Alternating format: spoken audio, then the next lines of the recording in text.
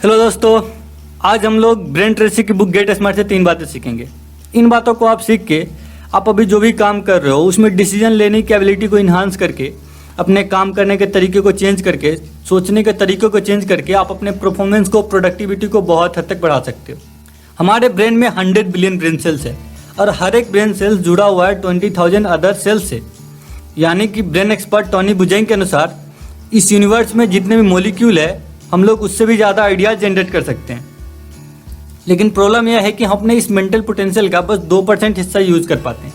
बाकी के 98% पे हमारा एक्सेस ही नहीं है। ये उसी तरह है जैसे आपके अकाउंट में 100 करोड़ रुपीज़ है, लेकिन बस आप 2 करोड़ रुपया को ही यूज़ कर सकते हैं, बाकी के 98 करोड़ पे आपका कोई एक्सेस ही नहीं है। तो आपको कितना फ्रस्ट्रेशन होगा। लेकिन खुशी की बात यह है कि हम अपने ब्रेन के इस बाकी के 98% पोटेंशियल को भी अनलॉक कर सकते हैं। इसके लिए पहली पॉइंट है positive thinking versus negative thinking.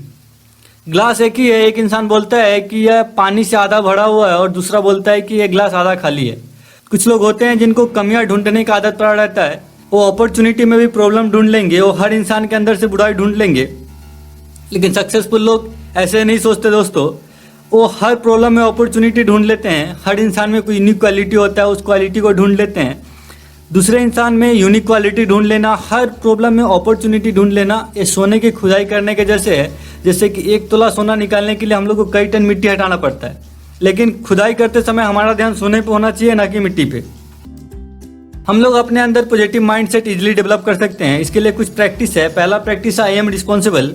आप अपने हर फेलियर का रिस्पॉन्सिबिलिटी खुद लीजिए, किसी पे मत थोपिए। इससे क्या होगा कि आप अपने रास्ते में आने वाले हर पत्थर को अपने सक्सेस का सीढ़ी बनाने के लिए यूज कर सकते हैं। जब भी आप फेल हो तो क्वेश्चन पूछो कि मैंने इस फेलियरिटी से क्या सीखा। जब भी आपको ठेस लगे तो आप ये पूछो कि मैंने इससे क्या सीखा और अपनी लाइफ में आगे बढ़ो। दूसरा पॉइंट है फॉरगिवनेस। कोई भी इंसान अगर आपको कभी धोखा दिया हो, आपको दुख पहुंचाया हो, चोट पहुंचाया हो, तो आप उसको माफ़ कर दीजिए।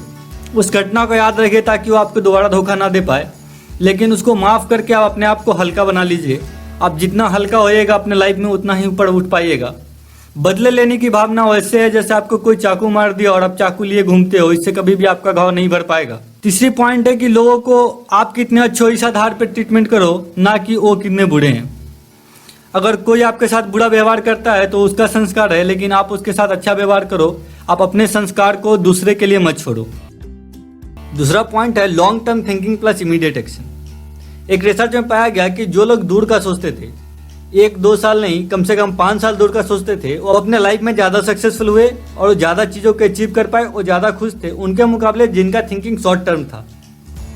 एक ड्रिंक करने वाला बंदा अपने शॉर्ट टर्म थिंकिंग के वजह से हमेशा परेशान रहता है। उसके माइंड में हमेशा यही चलते रहता है कि नेक्स्ट ड्रिंक का जुगाड़ कैसे होगा, नेक्स्ट बार खाने का जुगाड़ कैसे होगा। तो सक्सेसफुल होने के लिए आपको दूर का सोचना पड़ेगा। आप सक्सेसफुल होने के लिए कम से कम 5 साल बाद का सोचो, और आप सोचो कि अपने 5 साल बाद कैसा घर में रहना चाहते हो, कैसे गाड़ी में घूमना चाहते हो, अपने फैमिली को कैसा लाइफ देना चाहते हो, अपने बच्चों को कैसे स्कूल में पढ़ाना चाहते हो। क्या अपने करेंट जॉब से आप इन सब चीज़ों को एफर्ट कर पाओगे? 5 साल बाद के सोचने के बाद प्रेजेंट में लौट के आओ और सोचो उसके लिए आपका फर्स्ट स्टेप क्या होना चाहिए। आप अपना फर्स्ट स्टेप लो, long term thinking plus immediate action. First step जब कंप्लीट हो जाए तो उसके बाद सेकंड स्टेप लो। प्लान बनाना, गोल बनाना तो सही है, लेकिन आप अब उसको अचीव कैसे करोगे? सक्सेसफुल और फेलियर लोगों में एक बहुत बड़ा अंतर होता है। सक्सेसफुल लोगों को पता होता है कि उनकी प्रायोरिटी क्या है, लेकिन फेलियर लोगों को ये पता ही नहीं होता कि उनकी प्रायोरिटी क्या है। बिल गेट्स और वॉरेन बफेट दोनों ही बताते हैं ability to focus on one thing is more responsible for your success. मतलब मल्टीटास्किंग जैसी कोई चीज़ नहीं होती, आपको एक काम पे ही फोकस करना पड़ेगा। आप अपने डेली के काम को 3 कैटेगरी में डिवाइड कर दो, ए, बी और सी। ए में वो काम आएगा जो बहुत इसेंशियल है, बी में वो काम आएगा जो मॉडरेट लेवल का है, और सी में वो काम आएगा जो लेस इंपॉर्टेंट है। आप सुबह उठ के सबसे पहले अपना इसेंशियल काम को कंप्लीट करो, फिर मॉडरेट लेवल पे जाओ। और जो लेस प्रोडक्टिव काम है, यानी आपका अगर कोई भी काम जो दूसरा इंसान 70% इफिशियंसी के साथ कर देता है, तो ये काम आप उसी से करवा लो। अपने काम में 80-20 प्रिंसिपल लगाओ। आपका 80% इनकम बस आपके 20% काम से ही आता है। एक स्टूडेंट का 80% रिजल्ट उसके 20% स्टडी से ही आता है। तो आप अपने काम में और 20% काम को ढूंढो जो आपके लिए ज़्यादा इंपॉर्टेंट है, जो आपके टाइम के वैल्यू बढ़ाता है। तीसरी पॉइंट है slow thinking versus fast thinking. कब आपको स्लो सोचना चाहिए, कब आपको फास्ट सोचना चाहिए, ये सिचुएशन के हिसाब से वैरी करता है। अगर आप किसी डिस्कशन में है, डिबेट में है, तो ऐसा नहीं है कि आपको हर बात का जवाब देना जरूरत है। आप एक लाइन ही बोलिए, आप 2 लाइन ही बोलिए, लेकिन आपका बात लॉजिकल होना चाहिए। जो सक्सेसफुल लोग होते हैं वो कुछ भी बोलने से पहले सोचते हैं कि जो मैं बोलूँगा उसका रिजल्ट क्या होगा। कुछ करने से पहले सोचते हैं जो मैं करूँगा उसका रिजल्ट क्या होगा।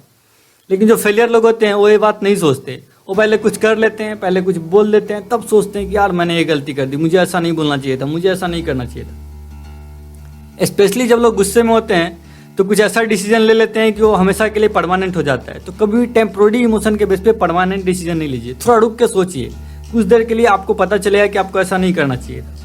जब आप बिजी ट्रैफिक में कार ड्राइव कर रहे हैं तो ऑब्वियसली उस समय आपको फास्ट सोचना चाहिए। जब आप ग्रोसरी का सामान ले रहे हैं तो उस समय आपको बहुत ज़्यादा सोचने की कोई ज़रूरत नहीं है। लेकिन जब अपने लाइफ का वाइटल डिसीजन ले रहे हैं, लॉन्ग टर्म डिसीजन ले रहे हैं कि आपको कौन से कोर्स में एडमिशन लेना है, आपको कहाँ पे कैसे इन्वेस्ट करना है, आपको कहाँ से पैसे कमाना है, कैसे कितना और कहाँ सेविंग करना है, तो उस समय आपको सोचने का ज़रूरत है और आराम से सोचने का ज़रूरत है। अब सोचने में आप हड़बड़ी मत कीजिए। आप 2 दिन 3 दिन का टाइम लेके भी सोचिए, 4 दिन का टाइम लेके भी सोचिए, 10 दिन लगे तो 10 दिन सोचिए, लेकिन आप अच्छे से डिसीजन लीजिए ताकि इसका इम्पैक्ट आपके पूरे लाइफ पे दिखेगा। सोचने का एक सबसे अच्छा मेथड है थिंक ऑन पेपर। जब भी कोई आप लॉन्ग टर्म या इम्पोर्टेंट डिसीजन ले रहे हैं उस समय आप हर बात को, हर प्रॉब्लम, हर डिसीजन को आप एक पेपर पे लिखिए और उसको बारीकी से एनालाइज कीजिए। आपको क्लियर कर दिखने लगा कि आपको कौन सा ऑप्शन चूज करना चाहिए, आपको क्या करना चाहिए। दूसरा है practice of solitude on the daily basis. हर दिन 30 मिनट के लिए आप सॉलिट्यूड का प्रैक्टिस कीजिए। कहीं भी जाके साइलेंस में बैठ जाइए, मोबाइल फ़ोन, हर इलेक्ट्रॉनिक डिवाइस को साइड में रख के, कोई साउंड वगैरह नहीं होना चाहिए, और जो भी आपके आसपास हो रहा है उसको बस ऑब्जर्व कीजिए। जैसे पेड़ के पत्ते हिल रहे हैं उसको ऑब्जर्व कीजिए, वाटर के फ्लो को ऑब्जर्व कीजिए, चिड़िया के गाने को सुनिए। इससे क्या होगा कि आपका सब कॉन्शियस और सुपर कॉन्शियस एबिलिटी अनलॉक हो जाएगा और अपने सारे स्ट्रेस, टेंशन, एंजाइटी को आप ड्रेन कर पाएंगे। उसके बाद आपका माइंड अंदर से आपके प्रॉब्लम का सॉल्यूशन देने लगेगा और एकदम एग्जैक्ट सॉल्यूशन देगा। तो खुद के लिए टाइम निकाले हर दिन और खुद के लिए कहीं शांति से बैठ के सोचे। आज के वीडियो में दोस्तों इतना ही। अगर कुछ आपको सीखने के लिए मिला तो वीडियो को लाइक कीजिए और अपने दोस्तों के साथ भी शेयर कीजिए। ज्ञान ही एक ऐसा चीज़ है जो कभी बांटने से घटता नहीं। आप जितना बांटेंगे ये उतनी ही बढ़ेगा और आपको ज़्यादा टाइम तक याद भी रहेगा।